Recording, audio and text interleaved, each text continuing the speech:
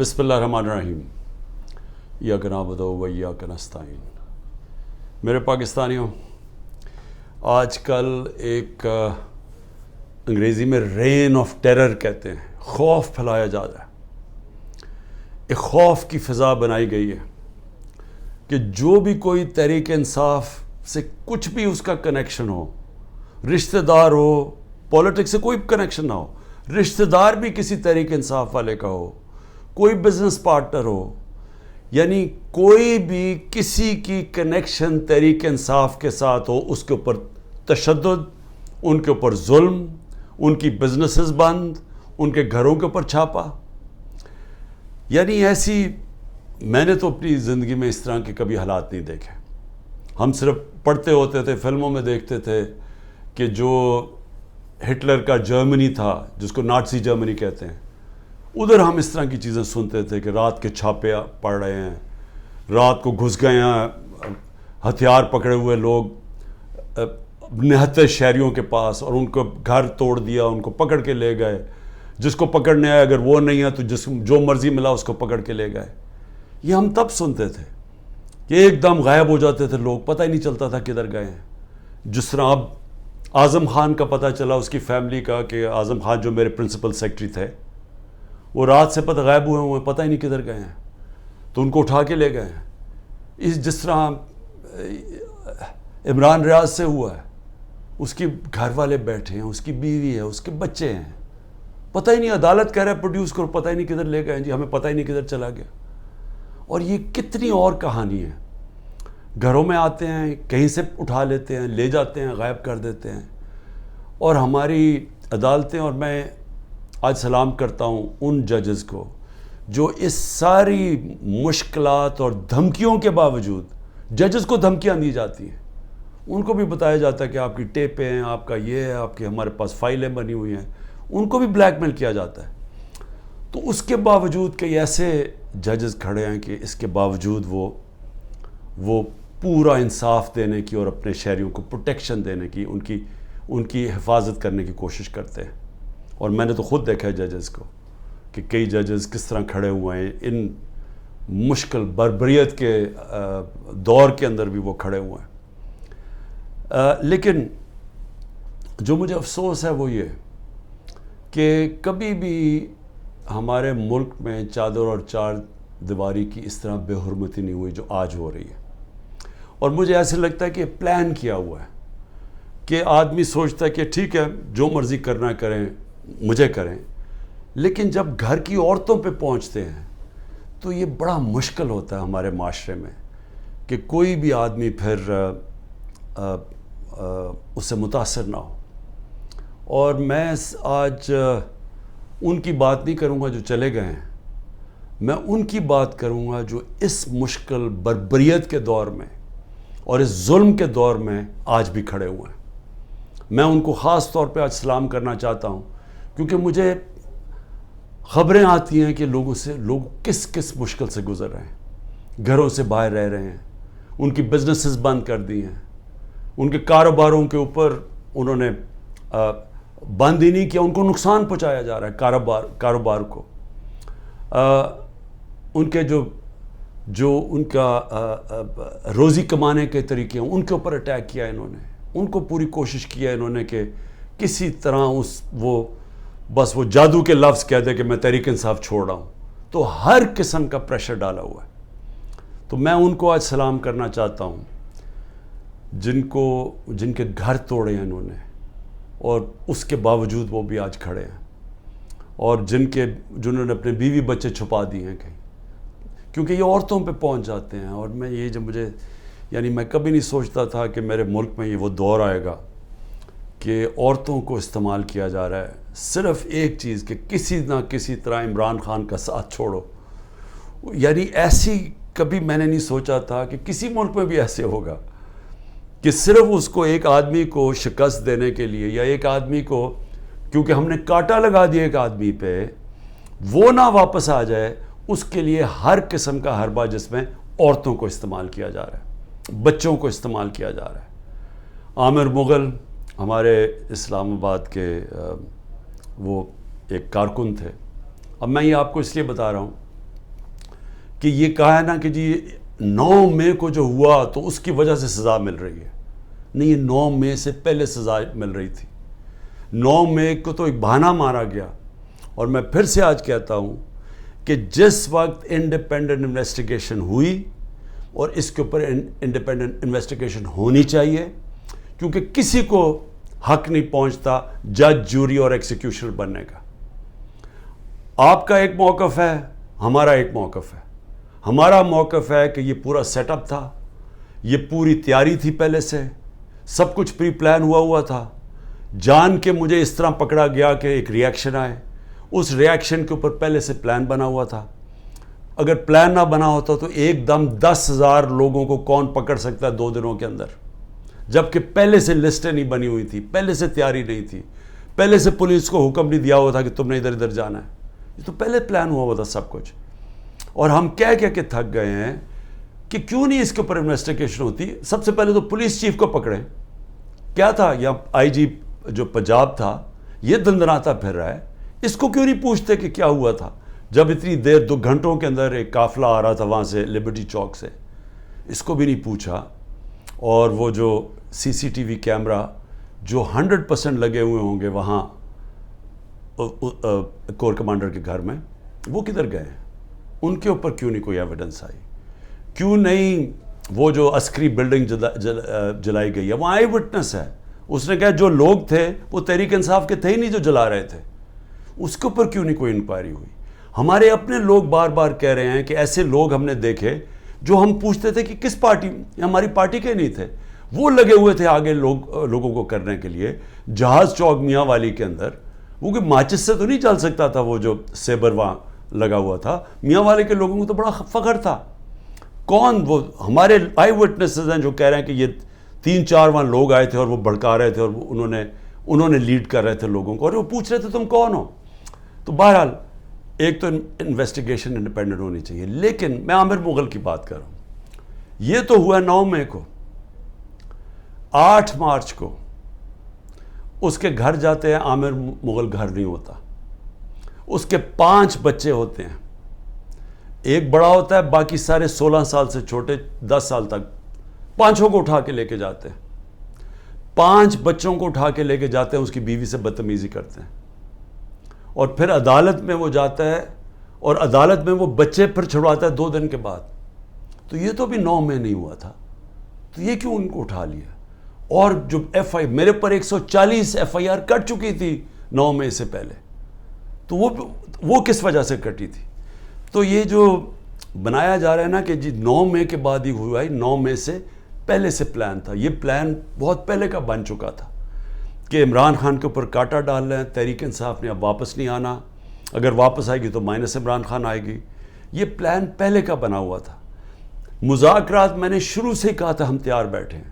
General Bajwa سے میں نے 2 دفعہ مذاکرات کیے, ٹیم بنائی ہوئی تھی جو ان سے مذاکرات کرتی تھی, صرف یہ کہنے کے لیے کہ یہ ہو ہی نہیں سکتا کہ اب ملک کی سب سے بڑی جماعت کو اگر آپ اس کے اوپر کاٹا ڈالتے ہیں تو پھر جمہوریت پہ کاٹا ڈال دیتے ہیں. یہ تو کہیں ہوتا ہی نہیں ہے. تو اس لیے مذاکرات کرتے تھے کہ ہمیں بتائیں کہ آپ کا کیا روڈ میپ ہے. جب یہ جنرل باجوہ گیا اس کے بعد پھر مذاکرات کی پوری کوشش کی, ہمیشہ پیغام پہنچائے, کوئی جواب نہیں آیا, کیونکہ وہاں وہی پالیسی چل رہی تھی, وہی کاٹا ڈالا ہوا تھا. جب کاٹا ڈالا ہوا تو بات کیوں کریں گے کوئی؟ بات میں آج بھی کرنے کے لیے تیار ہوں, اور اس لیے کہ یہ عمران خان کی اب بات نہیں ہے, یہ پاکستان کی بات ہے. ہمارا ملک جس طرف جا رہا ہے, اس ملک میں کوئی امید نہیں رہ جائے گی لوگوں کی. 10 لاکھ پاکستانی پروفیشنلز ملک چھوڑ کے چلے گئے ہیں. پاکستان کے ڈالرز ملک سے باہر انویسٹ ہو رہے ہیں. لوگوں کو پاکستان کے اوپر اعتماد ختم ہوتا جا رہا ہے, امید جا رہی ہے. اور اگر اسی طرح چلتا رہے تو آگے کوئی بھی ہوپ نہیں ہے. تو کوئی تو پلان ہوگا نا. چلے مان لیا عمران خان نہیں ہے, پی ٹی آئی ختم کر دی. جس طرح ابھی یہ کراچی کے اندر لوکل گورنمنٹ کا الیکشن کروایا ہے, اب اگر اس کو الیکشن کہتے ہیں تو اس طرح تو سارے ڈکٹیٹرشپس کے اندر ایسے الیکشنز ہوتے رہے ہیں جن کی کوئی اہمیت نہیں ہوتی, کوئی مانتا ہی نہیں ہے ان کو. تو یہ الیکشن کہ تحریک انصاف اور جماعت اسلامی کے ووٹ دیکھیں کتنی, 8 سے 9 لاکھ, پیپلز پارٹی کے 3 لاکھ ووٹ، اتنا بڑا فرق، اور وہ جیت جاتی ہے پیپلز پارٹی. اور جس طرح وہ جیتتی ہے پولیس کا استعمال کر کے، تو یہ تو کوئی الیکشن نہیں ہے، اور اس سے تو کوئی ملک کا فیوچر نہیں ہے. کیونکہ الیکشنز تب الیکشن مانے جاتے ہیں جب جس ملک میں رول آف لا ہوتا ہے، جس ملک میں انصاف ہوتا ہے. تاکہ جب انصاف ہوتا ہے وہ پھر صاف اور شفاف الیکشن کرواتا ہے. اس ملک میں عدلیہ ان کے حقوق کی حفاظت کرتی ہے، وہ پھر ملک آزاد ہو جاتا ہے. جمہوریت کا صرف مقصد ہی ایک ہوتا ہے، آزادی دینا. جمہوریت کے اندر اگر لوگ آزاد نہیں ہیں وہ جمہوریت نہیں ہے. اور جمہوریت کے اندر آزاد ادارے ہوتے ہیں، آزاد الیکشن کمیشن ہوتی ہے، آزاد عدلیہ ہوتی ہے، وہ لوگوں کے حقوق کی حفاظت کرتی ہے. جب لوگوں کے حقوق کی حفاظت کی جاتی ہے، فنڈامنٹل رائٹس کو پروٹیکٹ کرتے ہیں، قوم آزاد ہو جاتی ہے. اور آزاد قوم وہی اسی کی پرواز اوپر جاتی ہے. میں آپ کو مثال دیتا ہوں. ایسٹ جرمنی، ویسٹ جرمنی، دوسری جنگ عظیم کے بعد ایسٹ جرمنی کے اندر ڈکٹیٹرشپ آ گئی، ویسٹ جرمنی میں جمہوریت آ گئی. جب 50 سال کے بعد ایسٹ جرمنی آزاد ہوتا ہے اور اکٹھے ہوتے ہیں تو ایسٹ جرمنی پیچھے رہ جاتا ہے، ویسٹ جرمنی اوپر چلا جاتا ہے، ایسٹ جرمنی نیچے آ جاتا ہے. اسپین کی میں مثال دیتا ہوں، وہاں ڈکٹیٹرشپ آ گئی سیکنڈ ورلڈ وار کے بعد، فرینکو آ گیا، 30 سال ڈکٹیٹرشپ رہی، وہ پیچھے چلا گیا. اسپین سارا ویسٹرن یورپ جو ڈیموکریسی تھی آگے چلا گیا. Soviet Union, second world war کے بعد 2 بڑی طاقتیں تھیں، امریکہ اور سوویت یونین. اصل میں سوویت یونین نے نازی جرمنی کو شکست دی تھی، ان کے پاس طاقت تھی.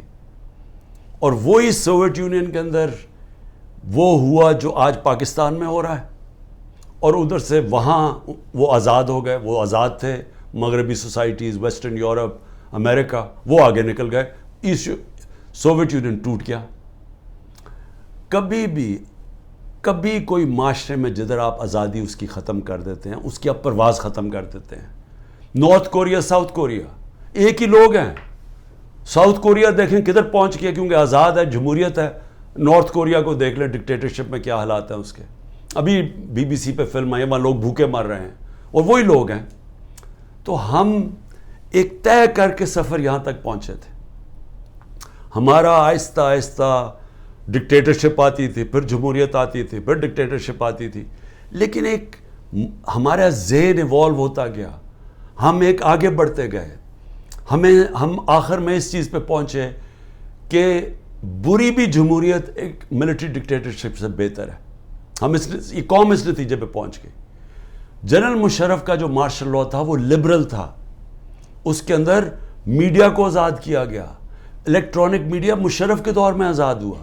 میں اپوزیشن میں تھا، میری آزادی رائے تھی، میں بول سکتا تھا. ہم پارلیمنٹ میں بولتے تھے، میں ٹی وی پہ چینلز پہ جا کے بولتا تھا. کیونکہ وہاں میڈیا نے اور میڈیا کے لوگوں نے پچھلے 30 سال میں بڑی جدوجہد کی اپنے آپ کو آزاد کرنے کے لیے. آج وہ سارا زیرو پہنچ گیا. آج اچھے صحافی باہر بھاگ گئے. ارشد شریف کو شہید کیا، صرف اس کی باتیں نہیں پسند آ رہی تھیں. عمران ریاض ابھی تک غائب ہے، پتہ ہی نہیں کدھر ہے، جس کی سب سے زیادہ یوٹیوب پہ ویورشپ تھی. باقی ملک چھوڑ کے چلے گئے ہیں. موہت پیرزادہ ملک چھوڑ گیا ہے، وہ ہمارے اور یہ مقبول جان سنا وہ ملک چھوڑ کے چلے گئے ہیں. شاہین سبائی وہ پہلے باہر بیٹھے ہوئے، صابر شاکر وہ ملک چھوڑ کے چلا گیا. ان کے اوپر اور باہر کیسز کرنے شروع کر دیے ہیں. یعنی یہاں تو میڈیا کنٹرول کر لیا ہے، باہر بھی اب میڈیا کی آواز نہیں دیکھنا چاہتے.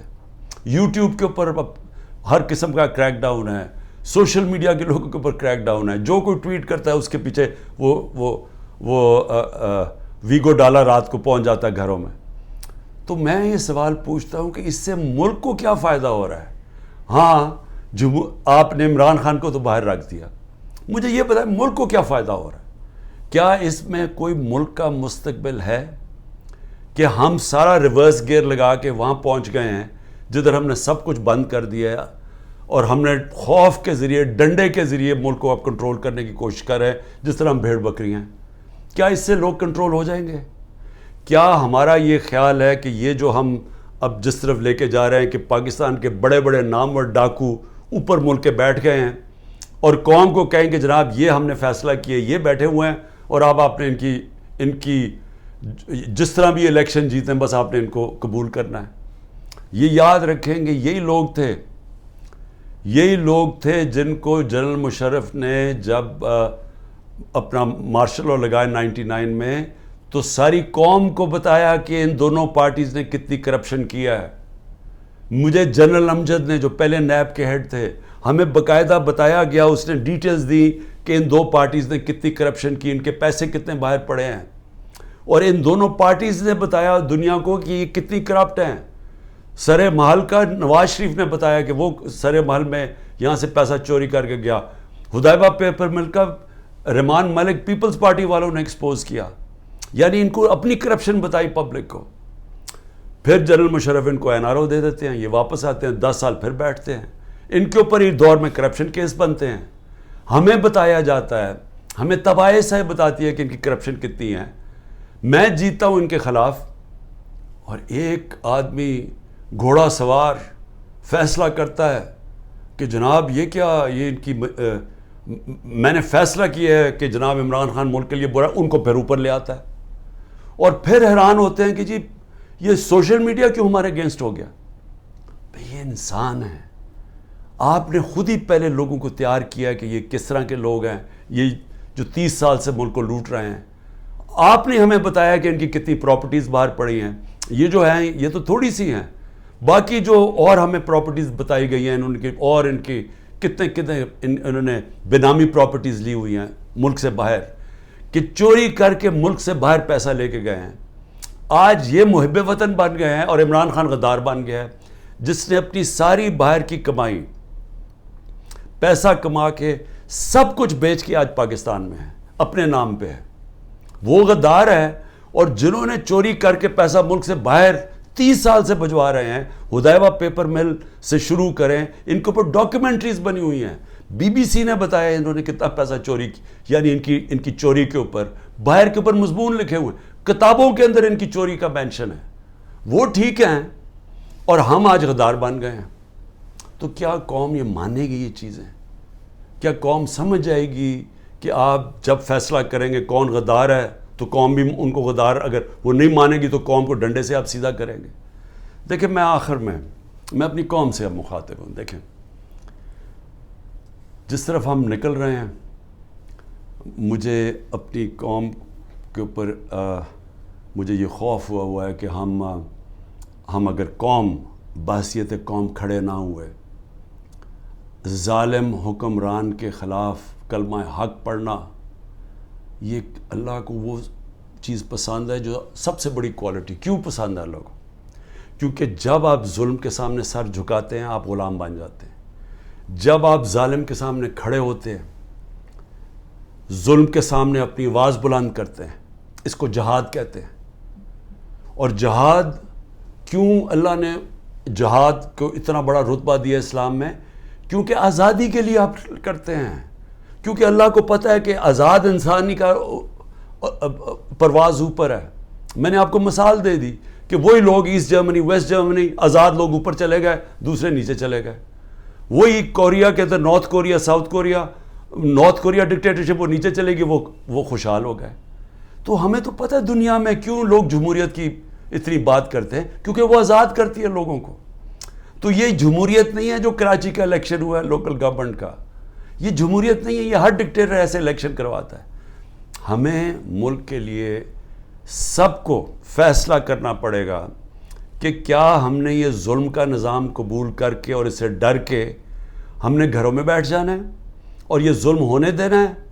تو یہ سمجھ جائیں کہ اس ملک کا کوئی مستقبل نہیں ہے. یا ہم نے پرامن، اور میں نے آج 27 سال سے کہہ رہا ہوں کہ شہری ہمیشہ پرامن احتجاج کرتے ہیں، شہری ہمیشہ حق کے لیے کھڑے ہوتے ہیں. زندہ قومیں اپنے حقوق کے لیے کھڑی ہوتی ہیں، زندہ قومیں انصاف کے لیے کھڑی ہوتی ہیں، کیونکہ انصاف کے ساتھ ہی آزادی آتی ہے. میں اس لوگوں کے اندر تھا جب برطانیہ کے اندر 20 لاکھ لوگوں نے سڑکوں کے اوپر پرامن احتجاج کیا. میں اس احتجاج میں شامل تھا 2003 میں. جب انہوں نے کہا کہ عراق کی جو جنگ ہے جو برطانیہ شرکت کر رہا ہے یہ ناانصافی ہے عراق کے لوگوں سے. برطانیہ کو فائدہ ہو رہا تھا, تیل کے لیے جنگ تھی, لیکن لوگوں نے, زندہ قوم نے کہا کہ یہ ناانصافی ہے عراق کے لوگوں سے, اور وہ 20 لاکھ لوگ سڑکوں پر نکلے. یہ زندہ قوم ہوتی ہے. یہ جو کرنے جا رہے ہیں, یہ جو سروں کو خوف پھیلا رہے ہیں, گھر توڑ رہے ہیں, یہ گاڑیاں اٹھا لی, جا کے گاڑیاں چوری کر لیں, شاہ فرمان کے اور بھائیوں کی 3 گاڑیاں چوری کر لیں, 2 گاڑیاں چوری کر لیں اسد کیسر اور اس کے گھر کے لوگوں کی. شاہرام ترقی ان کے گھر میں جا کے 2 گاڑیاں جا کے اٹھا کے لے گئے. پولیس چوری کر رہی ہے. جن کے گھروں میں جاتے ہیں وہاں چوری کر لوٹ لیتے ہیں. میرے گھر میں جب یہاں آئے تھے تو جو چیز ملی چوری کر کے لے گئے. تو کیا ہم اس کو قبول کریں گے اور خوف کے سامنے جھک جائیں گے, یا ہم ایک زندہ قوم کی طرح کھڑے ہوں گے؟ یہ جو اس وقت خوف پھیلایا جا رہا ہے, میں آپ کا مقصد اس کا بتا دوں. اس کا مقصد یہ ہے کہ انہوں نے پلان کیا ہوا, یا ملٹری کورٹ کے ذریعے, یا یہ کوئی قتل کے کیس اور ڈال رہے ہیں, یا ابھی میرے پاس کوئٹہ کا قتل کا کیس ڈال. ان کی کوشش یہ ہے کہ مجھے پھر اب انہوں نے پکڑنا ہے. اس کے لیے گراؤنڈ تیار کر رہے ہیں کہ خوف اتنا پھیل جائے کہ جب آپ عمران خان کو پکڑیں تو قوم چپ کر کے بیٹھ جائے. یہ سارا پلان ہے. میں صرف آپ کو کہہ رہا ہوں کہ میں تو تیار ہوں جیل کے لیے, میں تو ہر چیز کے لیے تیار ہوں. اللہ کے اوپر پورا اعتماد ہے. میں تو یہ اپنی ذات کے لیے کر نہیں رہا, یہ تو میرے اپنے ملک کے لیے. میں جب نکلا تھا آج سے 27 سال پہلے, تو میں تو جہاد سمجھ کے نکلا تھا, کیونکہ اللہ تو مجھے سب کچھ دے بیٹھا تھا. تو یہ تو اب آپ کے اوپر چیلنج ہے. کیا آپ نے چپ کر کے ظلم ہونے دینا اپنے اوپر اور اپنا مستقبل ختم کرنا ہے, یا آپ نے پرامن احتجاج کرنا ہے اور سب نے مل کے کرنا ہے کہ یہ ظلم ہمیں قبول نہیں, ہم آزادی چاہتے ہیں, ہم حقیقی جمہوریت چاہتے ہیں. حقیقی جمہوریت کا مطلب حقیقی آزادی چاہتے ہیں. ہم کسی صورت کسی ظالم کے سامنے سر نہیں جھکاتے. اور جب یہ قوم نے فیصلہ کر لیا, کوئی ظالم نہیں آپ کے سامنے کھڑا ہو سکتا. وہ صرف تب تک کھڑا ہوتا ہے جب وہ سمجھتا ہے کہ آپ خوف کے بت کی پوجا کرتے ہیں. جب تک اس کے سامنے جھکے رہیں گے وہ آپ کے اوپر حاوی رہے گا. جب قوم یہ بت توڑ دے گی, قوم آزاد ہو جائے گی, اور آزاد قوم ہی خوشحال ہوتی ہے. پاکستان زندہ باد.